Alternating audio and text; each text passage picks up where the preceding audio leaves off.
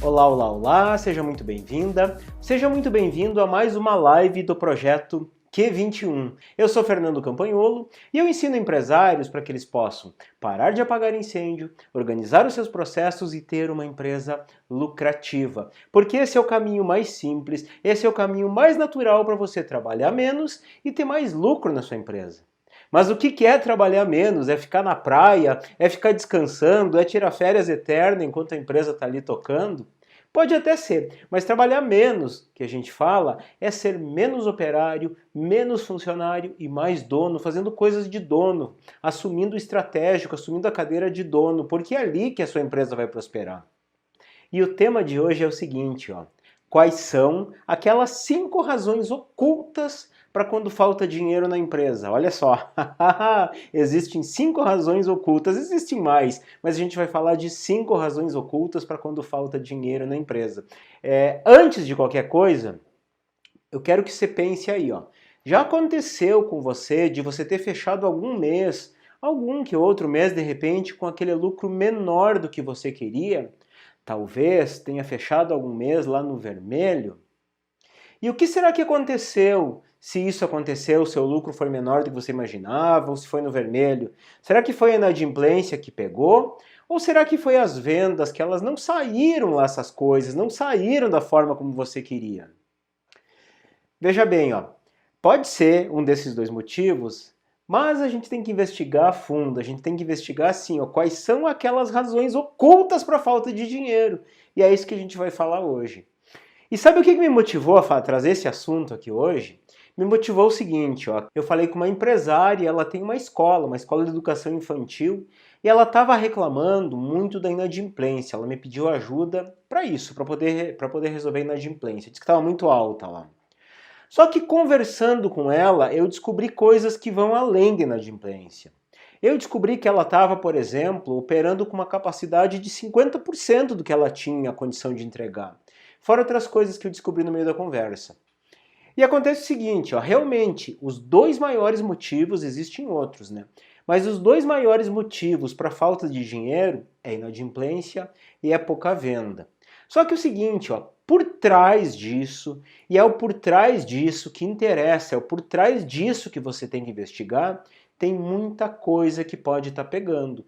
E é por isso que eu resolvi trazer esse conteúdo aqui hoje. Você sabe, né, que tudo que eu ensino, tudo que eu faço, seja aqui no meu conteúdo gratuito, aqui no Q21, seja nas lives do Café com Consultoria, seja no canal do Empreendedor Líder no Telegram, ou seja lá no meu curso Empreendedor Líder, tudo que eu ensino é para levar o empresário a parar de apagar incêndio, organizar os processos e ter uma empresa lucrativa, para poder trabalhar menos e ter mais lucro. Só que tudo isso que eu falo é embasado em 6 passos, né? E é desses 6 passos que eu vou trazer hoje essas 5 razões ocultas para a falta de dinheiro na empresa. E olha só, já quero adiantar aqui que hoje eu não vou ensinar você a fazer cobrança, diminuir a inadimplência, não vou ensinar técnica de vendas, não vou fazer nada disso, até porque eu já fiz lives do Q21 com coisas assim e provavelmente vou fazer em outro momento também, sem problema nenhum. Hoje o meu objetivo aqui é simplesmente fazer com que você perceba a importância de você ficar atento a essas 5 razões. A essas 5 razões que elas passam despercebidas, mas que elas fazem causar falta de dinheiro na empresa. E se você ficar atento a essas 5 razões, eu te garanto que faz toda a diferença na tua empresa. Então, se você acredita mesmo que esse tema é importante, se você acredita que isso pode te ajudar de alguma forma a você ter um caixa forte lá na tua empresa, se você acredita que isso ajuda você a trabalhar menos e ter mais lucro, fica comigo aqui no final que eu aposto que a gente vai fazer valer a pena, tá bem? Então deixa eu te falar, ó.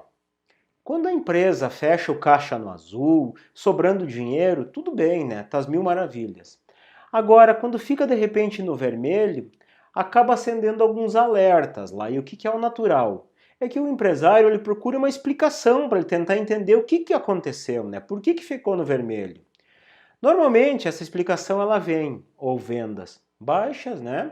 Ou inadimplência muito alta. E aí o empresário ele vai lá e luta para resolver ou essa questão de vendas ou resolver a inadimplência. Se é venda, corre atrás para vender mais, o que está correto.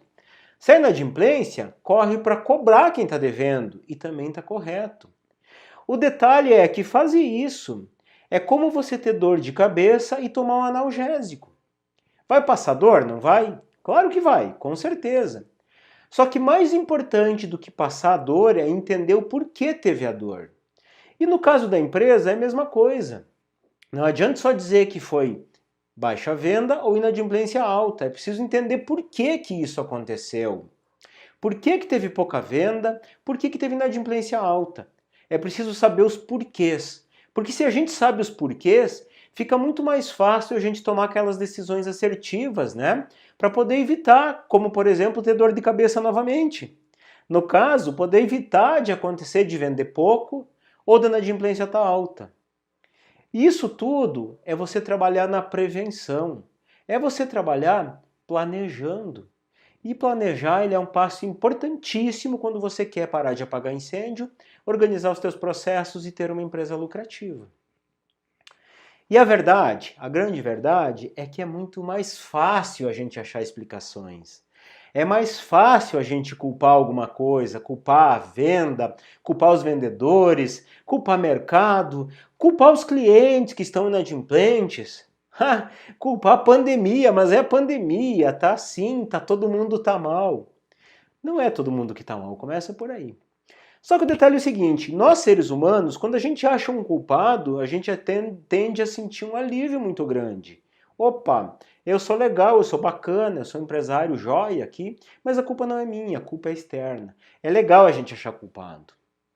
Só que a verdade é o seguinte, resolve alguma coisa eu achar culpado? Sabe o que resolve? Resolve eu ir na causa. Eu combater o mal pela raiz. E é exatamente isso que a gente vai fazer hoje, aqui quando eu for te mostrar os 5 razões ocultas para a falta de dinheiro na empresa. Então vamos lá, vamos começar a ver aqui as 5 razões ocultas?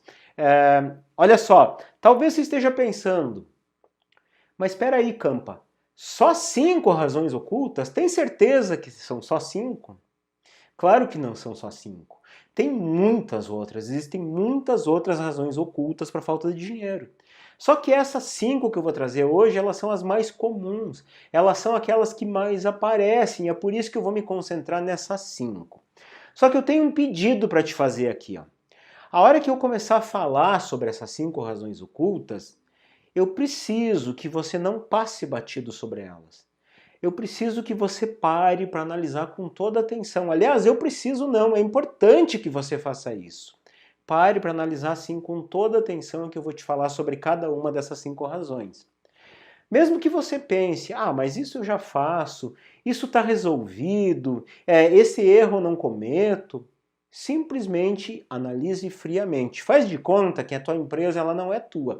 A tua empresa é de um terceiro e você está olhando lá. Então simplesmente analise para você realmente ver se não dá para corrigir isso, tá? Porque esses normalmente são aqueles pontos cegos que a gente ignora e eu ignorar isso acaba fazendo toda a diferença para complicar, para acontecer que falte dinheiro na minha empresa. Então vamos lá, vou mostrar aqui, vou compartilhar minha tela aqui. A primeira razão é o seguinte, ó. Posicionamento incoerente. Mas o que é esse negócio, Campa? Posicionamento é a forma como eu posiciono a minha empresa perante o mercado. É a forma como o mercado vê a tua empresa. Como eles olham, como o teu cliente, o possível cliente, quem está lá fora, enxerga a tua empresa. Só que o posicionamento, ele depende muito da forma como você mostra. Você tem total gestão sobre isso. Depende de você mostrar a sua empresa para o mercado. Então, posicionamento define assim, ó, como é que as pessoas vão te procurar? Como é que elas vão enxergar assim, opa, eu vou naquela empresa por quê? E veja bem, ó, deixa eu te contar um negócio. Na minha primeira empresa que eu abri lá em 95, era uma empresa no ramo de sistemas de gestão empresarial, de software. E naquela empresa a gente começou fazendo um produto que era muito bom, era muito avançado para aquela época. E a gente tinha um serviço que era ótimo. Só que como a gente não tinha assim nenhuma experiência de mercado, a gente estava começando, a gente era apenas eu e a Cris, né? Eu falo a gente, eu e a Cris, que a gente começou esse negócio, minha sócia até hoje, minha esposa. Nós começamos a empresa e a gente foi para o mercado com uma estratégia. Como a gente tinha um produto bom, tinha um serviço bom, a gente não era conhecido, a estratégia foi o quê? foi ser vista como a mais barata. Nós precisávamos ser o fornecedor mais barato. A gente achava que isso ia fazer toda a diferença para nós. Só que sabe o que acontecia? Qual é o tipo de cliente que você acha que batia lá na nossa porta? Ou qual é o tipo de cliente que você achava que negociava com a gente? Era aquele cliente que não podia pagar o nosso concorrente. Ele tinha conversado com o concorrente, olhou a solução, gostou, mas não podia pagar, não tinha condição financeira. Aí ele vinha até nós, aí ele fechava negócio com a gente. Só que ele queria o serviço e o produto que o concorrente entregava, ele queria aquilo lá. E acontece o seguinte, nós entregávamos muito, a nossa entrega era acima da média, a gente entregava muita coisa. Como a gente entregava muito, a gente tinha que atender pouco, não dava para atender muitas pessoas, não dava para atender muitos clientes.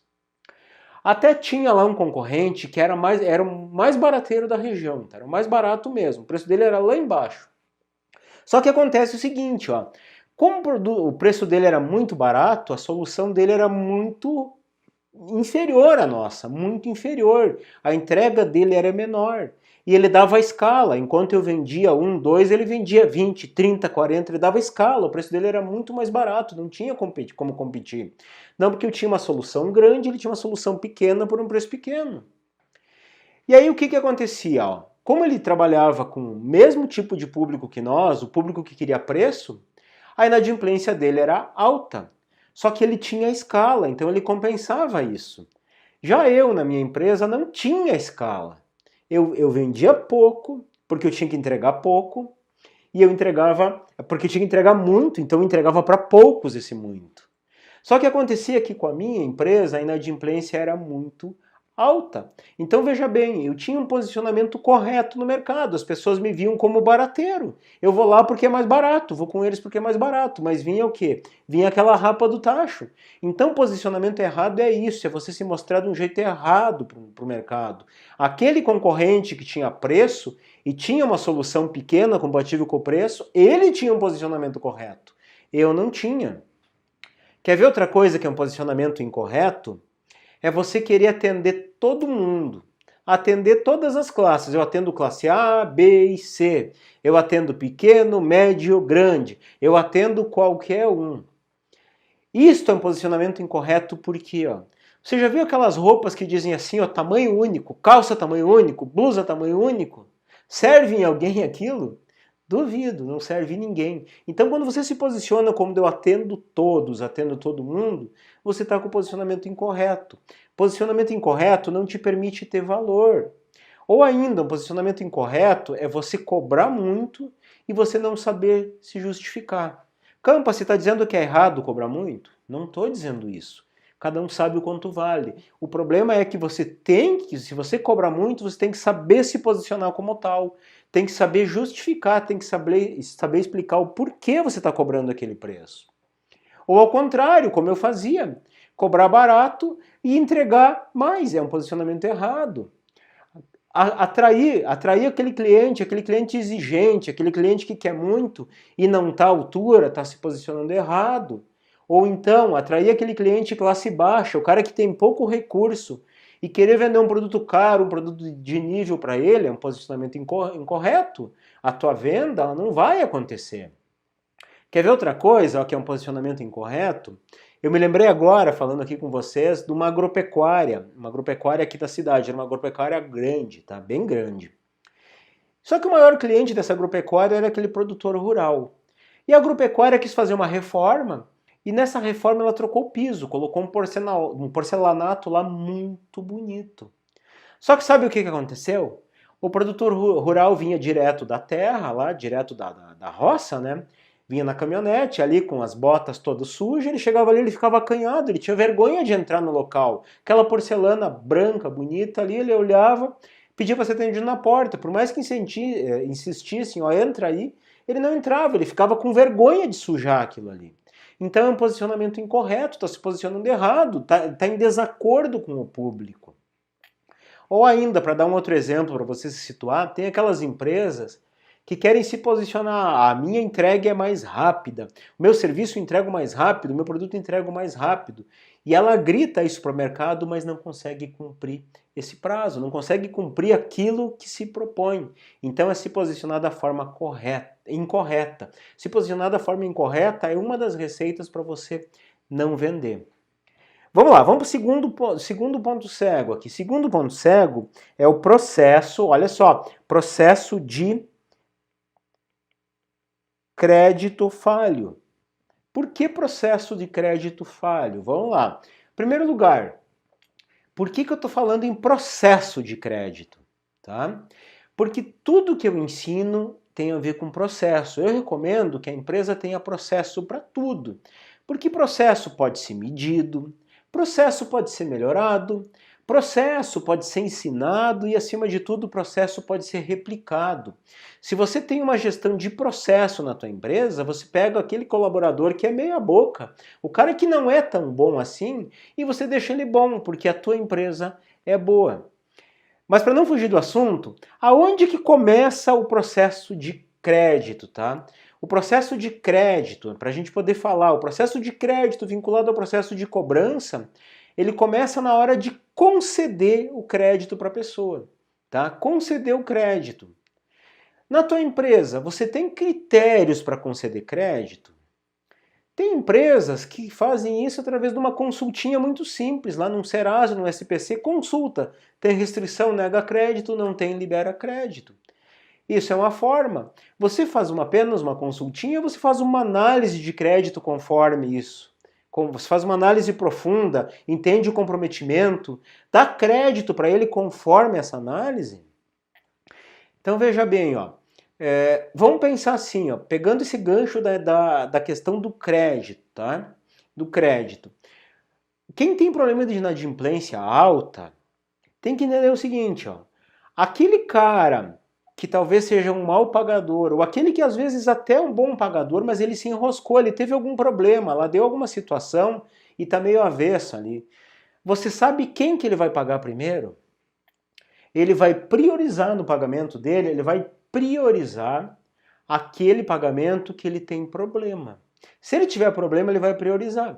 Por exemplo, a energia elétrica ele não vai deixar de pagar, porque se ele pagar vão cortar. A água vão cortar. Condomínio vai ter o síndico, a síndica, o zelador, a zeladora ali apurrinhando a paciência dele, ele não vai deixar de pagar. De repente algum fornecedor que ele dependa para entregar coisa para ele, ele não vai deixar de pagar. Ou então quem coloca ele no prego, né? Quem coloca lá no SPC, no Serasa, quem liga ameaçando de tudo que é coisa, ele quer evitar isso. Então você tem que pensar aí. Como é que você gera problema para o teu inadimplente? Você tem que gerar se o cara é inadimplente, não pode deixar no amor, não pode ficar no amor lá levando a conversinha mole. Você tem que gerar, de certo modo, tem que gerar um problema para ele. Se ele não vê você como um problema, ele vai deixar você para segundo plano. Então, essa é a quinta razão para quando acontece a falta de dinheiro. Aliás, a segunda razão para quando acontece a falta de dinheiro. Vamos lá na terceira. Terceira qual que é? Terceira é a mais óbvia de todas aqui, ó. Falta de gestão financeira. Olha aí, ó. Falta de gestão financeira. Por mais que pareça óbvio a gente falar isso, muito empresário não dá a devida atenção para isso. Se eu perguntasse assim, ó, para muita gente, se eu perguntasse aqui para vocês, ó, você sabe dizer quanto você teve de lucro no mês passado? A real é que muita gente vai dizer assim que não sabe apurar quanto lucro teve. Alguns assim, ó, vão dizer, olha, eu tive de lucro tanto, tem aquele valor, só que esse valor é porque ele simplesmente contou o dinheiro no caixa e acha que aquilo é lucro. A verdade é que poucos empresários olham com atenção o DRE, não conseguem entender quanto lucro teve. Então se eu perguntar assim, ó, você sabe qual é que foi a tua margem de contribuição no mês passado? Você sabe quanto foi o teu CMV? Você sabe o teu lucro bruto e o teu lucro líquido? Você consegue apurar isso? Muita gente não tem isso. Poucas pessoas, poucos empresários mesmo têm isso na ponta do lápis, levam as contas na ponta do lápis. A gente precisa olhar com carinho o nosso dinheiro. Tem que olhar com toda atenção, dinheiro não aceita desaforo, né? Só que a verdade é que muitos empresários não fazem isso. Muitos empresários não olham os seus números e não planejam, porque são duas coisas diferentes. Eu preciso olhar o que está acontecendo e preciso planejar lá na frente. A quarta razão é a seguinte, ó. Marketing insuficiente. Olha só, por que que isso é uma razão para faltar dinheiro na empresa? Porque acontece o seguinte, tem muito empresário que diz assim, ó, Campa, eu não preciso me preocupar com marketing. O meu marketing é feito de boca a boca. Eu sou conhecido. As pessoas me indicam. Qual é que é o grande problema de estar trabalhando assim? É que você fica com a empresa totalmente ao acaso. Você depende da boa vontade das pessoas em te indicar isso. E eu até estava me lembrando agora, uma vez um aluno, ele tinha uma fábrica de móveis, tem ainda a fábrica de móveis. E ele tinha muitos amigos, e esses amigos indicavam o negócio o tempo todo. Só que aconteceu o seguinte, ó, teve uma época lá que acabou os amigos. Os amigos pararam de indicar, não tinham mais pessoas para indicar. O que você acha que aconteceu com a fábrica deles? O movimento, ó, despencou. Então eu não posso ficar ao acaso, eu não posso depender da boa vontade dos outros. E às vezes assim, ó, eu pergunto para o empresário, ó, você tem marketing, você desenvolve o marketing na tua empresa? Aí ele me diz assim, sim, Campa, eu faço. Eu divulgo nas redes sociais, lá no Insta, no Facebook. Só que aí eu vou olhar, ele está lá divulgando oferta, promoção, oferta, preço, parará, preço daquilo, e pior, no gratuito. Ah, mas eu tenho 10 mil seguidores. Não são os 10 mil seguidores que vão ver. E a grande verdade é o seguinte, ó, para pensar. Quando é que você pegou o teu celular e disse assim, eu vou rolar no Instagram ver se tem alguma oferta aqui, ver se tem alguma promoção, alguma coisa. Em sã consciência as pessoas não fazem isso, as pessoas não querem ver oferta. Então esse é um tipo de marketing que ter é igual a não ter, porque não funciona. Ou ainda tem aquele empresário que ele sai contratando uma agência. Vou contratar uma agência para fazer. Está errado contratar agência? Claro que não está errado. Não, de forma nenhuma estou dizendo que está errado. Só que às vezes, como a empresa não está ali numa organização total, acaba que a agência ela fica ali fazendo cardzinho. Dia das mães, dia dos namorados, dia da secretária, dia do médico, dia de não sei o que, frasezinha bonitinha. Aí o empresário fica lá feliz e faceiro. Ah, mas olha aqui, ó, essa minha postagem, nossa, deu 200 curtidas, 50 pessoas comentaram, 30 compartilharam, uau, que legal. Aí eu te pergunto, você paga a conta com curtida? Você paga a conta com compartilhamento? Você paga a conta com comentário? Eu vou chegar lá para a companhia de energia, ó, vou pagar esse mês, vou pagar minha conta com tantas curtidas, aí se aceita? Duvido, né? Isso não serve para nada. Então o que eu quero dizer com isso? Que marketing exige planejamento. Eu preciso saber o que eu quero do meu marketing, qual o resultado. E o resultado óbvio é vender. Tá bom, mas vender o quê? Para quem? Quanto? Então eu preciso ter um planejamento de como eu busco isso. E dá para fazer marketing com pouco dinheiro, desde que tenha planejamento. O que não pode é fazer como aquele camarada que vai lá, põe um anúncio em rádio, por exemplo, e não mete se deu resultado ou não. Põe um anúncio no jornal, as pessoas vêm e não perguntam, você viu aonde para chegar até aqui? Só que nas redes sociais isso é muito fácil de fazer, porque a gente consegue mensurar tudo. Só que marketing não é contar oferta, marketing não é divulgar preço, não é colocar promoção. Marketing é gerar o desejo. E por que que o marketing insuficiente ele é um empecilho, ele é um causador da falta de dinheiro? Porque o marketing ele é a forma mais simples, mais natural que existe para você estar abastecendo as pessoas, fazer com que elas te liguem, fazer com que elas cheguem até a tua empresa, fazer que quando você chegue até o cliente, se for o teu caso, ele saiba quem você é. Então o marketing gera um abastecimento constante de pessoas conhecendo o seu negócio. Parar com o marketing é como você dizer para o mercado para de consumir comigo. Então isso realmente é uma razão assim muito grande para que aconteça falta de dinheiro. E agora vamos lá, agora vamos falar aqui da quinta razão. Agora sim cheguei na quinta, né? Agora estamos na quinta razão. Qual é a quinta razão então para a falta de dinheiro? É o seguinte, ó. É eu ter mais foco na venda do que no cliente, ó. Olha só.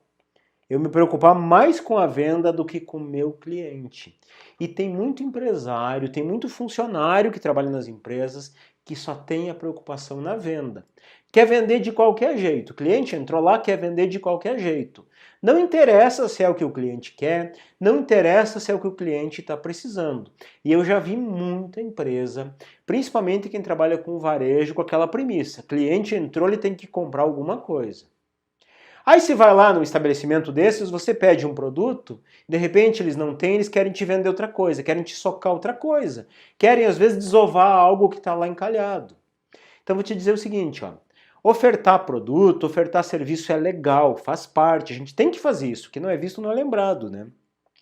Só que eu preciso ouvir o meu cliente, eu preciso ouvir o que ele tem a dizer, eu preciso entender o meu cliente. A minha falecida avó ela dizia o seguinte, ó, nós temos 2 orelhas e uma boca. Isso não é à toa. Eu preciso ouvir mais e falar menos. Mas tem empresário, e até empresário que treina os seus vendedores, que é para o cliente chegar lá e ficar falando que nem um louco, despejando característica, falando vantagem, socando coisas. Se o camarada chegou no local e ele quer comprar uma camisa, não, tem que vender a camisa, tem que vender o terno, tem que vender não sei o quê. Entrou lá, quer comprar um serviço, não, tem que fazer tudo e começa a socar, e tu não precisa isso e não quer mais aquilo. Acontece o seguinte, ó, o cliente ele sente isso. O cliente percebe que você está vendo quando você age assim, ele percebe que o empresário, que o vendedor que está ali só está interessado na carteira dele. E aí por mais que você diga, Campa, mas funciona, eu vendo, aumenta minhas vendas. Aumenta. Só que será que esse cliente volta? Será que ele fala bem de você? Será que ele te indica? Então a gente precisa pensar nisso, a gente precisa pensar com muita atenção e parar de priorizar tanto a venda e começar a priorizar os nossos clientes. Tem um livro, agora se não me engano, o nome é O Maior Vendedor do Mundo, de Frank Bettger. Não tenho certeza se é esse o nome, mas é um livro muito bom sobre vendas. E ele diz o seguinte, ó, cuide de seus clientes e eles cuidarão de você. Isso é muito válido. Então, gente, falei aqui das 5 razões, né? Mas como é que a gente resolve isso? Dá para resolver? Claro que dá para resolver. Dá para resolver de uma maneira muito simples aqui, ó. Primeira coisa, vou falar 5 coisas aqui para você resolver isso. Primeira coisa é que você precisa ter, de novo aqui, ter um posicionamento único. O que seria isso? O que seria um posicionamento único, tá? Já aconteceu com você, ou acontece com você, do cliente chegar, ou você chegar até o cliente, tá lá negociando um produto, serviço, e o cliente fala assim, ah, tá muito caro, não vou fazer, tá muito caro, vou fazer com outro que é mais barato. Aconteceu com você? Se isso acontece, eu vou te falar por quê, ó. É porque o teu cliente ele não entendeu a razão do teu preço. E você precisa ter um posicionamento único, significa que você tem que ter uma razão diferenciada. Tem que estar claro para você por que você cobra aquilo que você cobra. Eu, como cliente, a hora que eu chegar na tua empresa para comprar alguma coisa, tem que estar claro para mim por que eu tenho que ser seu cliente. E você tem que ter essa clareza. E a verdade é que quando eu pergunto, às vezes eu pergunto para o empresário, cara, fala para mim, por que eu tenho que comprar de você?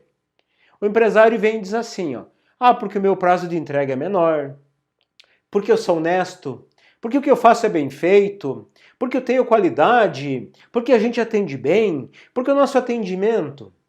Ó, deixa eu falar sobre isso. Isso não é diferencial. Isso não é um posicionamento único. Isso é uma obrigação. Isso é obrigação, isso não faz diferença nenhuma. Eu já espero isso. Você sempre tem que pensar o seguinte, ó, quando o cliente bateu aí na tua empresa, ou quando você bateu na empresa dele para vender qualquer coisa, você tem que pensar o seguinte, o que ele espera de mim?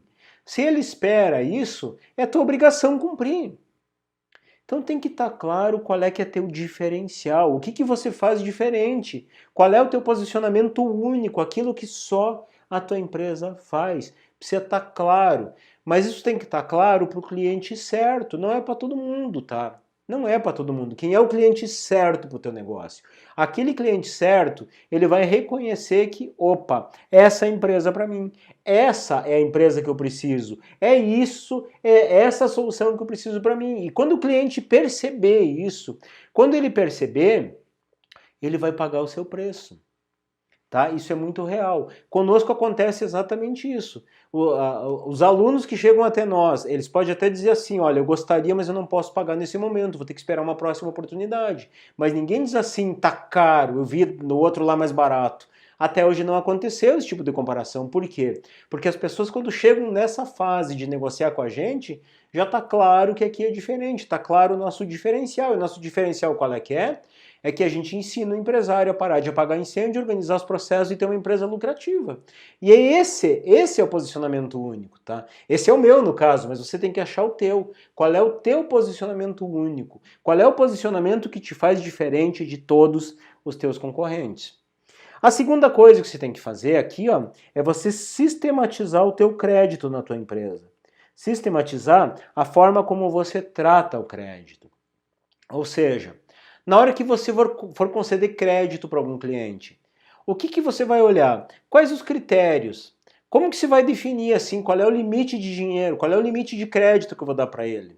Tem gente que faz exatamente o contrário, dá uma olhadinha lá, opa, esse cara não está no Serasa, esse cara não está no SPC, tá tudo ok com ele e ele quer me comprar aqui um valor assim que é 5, 6 vezes o faturamento dele, eu vou lá dar crédito.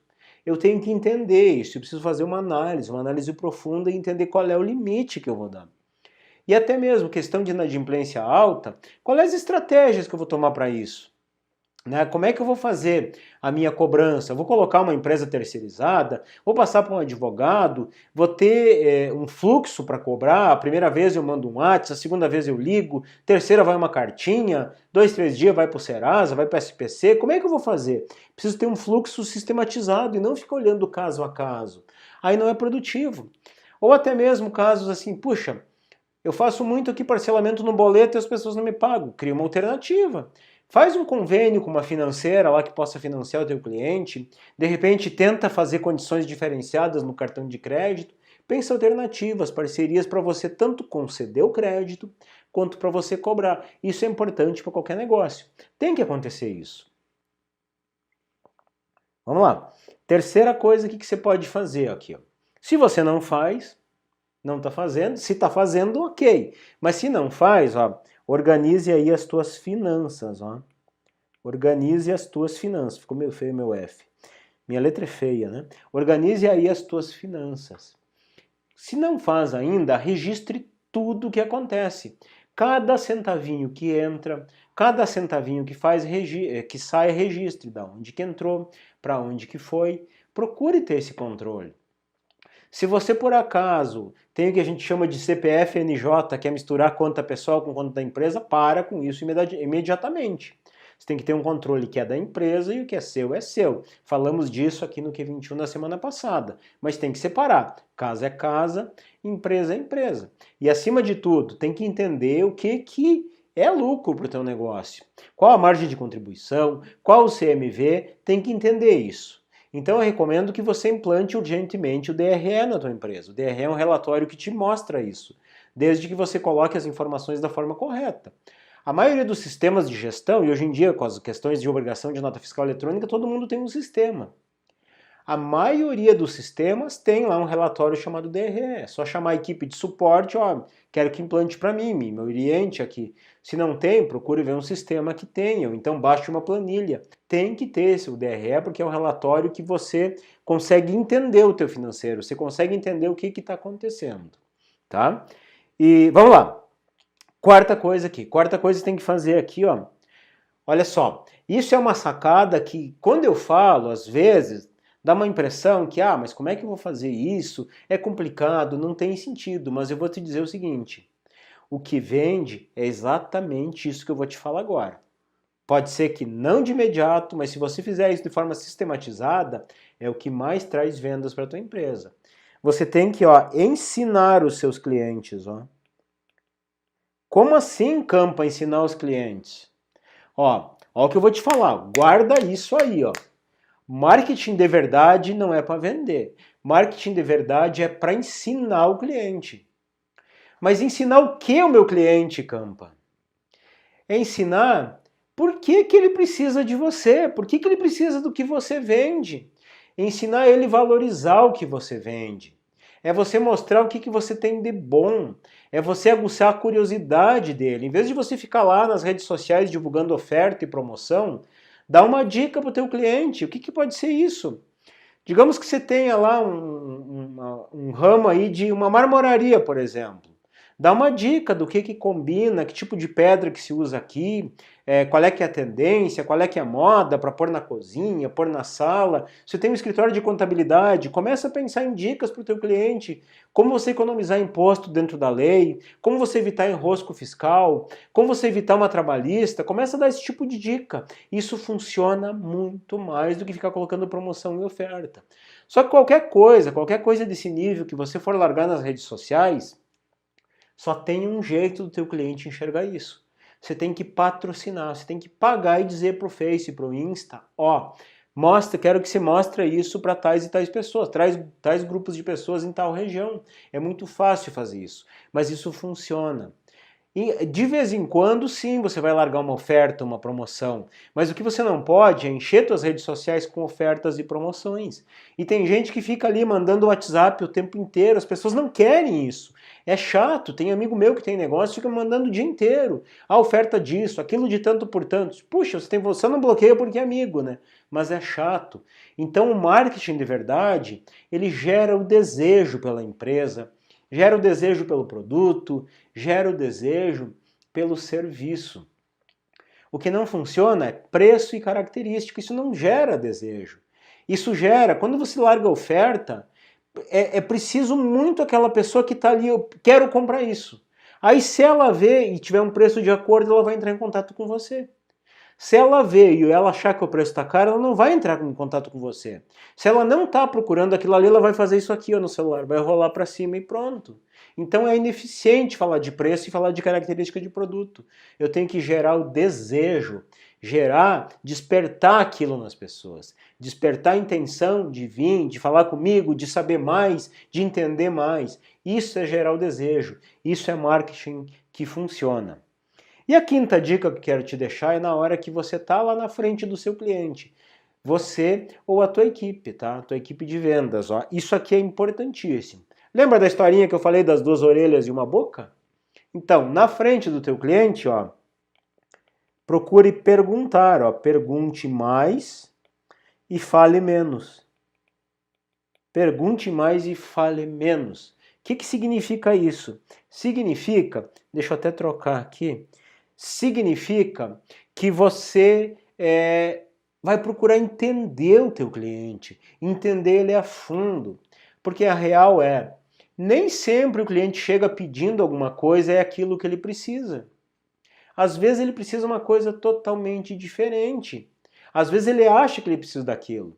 Mas quando você pergunta, você entende, você começa a entender e gera empatia, gera interesse. O cliente percebe assim, quando você começa a perguntar, ele percebe assim, opa, esse cara aí não quer só meu dinheiro, ele quer realmente resolver o meu problema. Então qual é a sugestão que o Campa te dá aqui? Já elabore perguntas, deixe perguntas prévias sobre cada tipo de produto, cada tipo de serviço, cada situação, para que você possa entender o cliente. Porque quando você faz perguntas para o teu cliente, tem outra coisa ainda, você faz ele pensar, ele refletir. O que ele vai pensar? Ele vai pensar que realmente, puxa, eu cheguei aqui para comprar essa caneca, mas será que eu não preciso uma térmica em vez de uma caneca? Será que eu não preciso de um negócio maior? Será que eu não preciso de um negócio melhor? Então ele vai pensar e ele vai se dar conta assim, opa, esse cara que está me atendendo, ele está realmente interessado em mim, ele não está interessado só na minha carteira. Isso é uma grande sacada. Então eu recomendo exatamente isso, tá? Eu recomendo que você treine a tua equipe de vendas para que o foco seja se interessar verdadeiramente pelo cliente. E a pessoa, vou te falar o seguinte, a pessoa que se interessa pelas pessoas, ela gera empatia muito grande, as pessoas tendem a gostar, as pessoas tendem a falar mais. É só você fazer as perguntas certas, tá bom? Então, quero deixar aqui, assim, uma sacadinha que para mim faz toda a diferença, tá? Uma sacada que vai fazer toda a diferença para você evitar que falte dinheiro na tua empresa. Deixa eu resumir aqui então, deixa eu dar aquela sacada que eu falei que ia dar. Tem uma sacada que comigo funciona muito, tá? Eu uso muito isso há muito tempo. Se você não leu, eu recomendo que você leia um livro chamado assim, Como Evitar Preocupações e Começar a Viver. Esse livro é do autor Dale Carnegie, tá? Um livro ótimo. Ele fala exatamente disso, de você evitar a preocupação, de você parar de se preocupar com as coisas.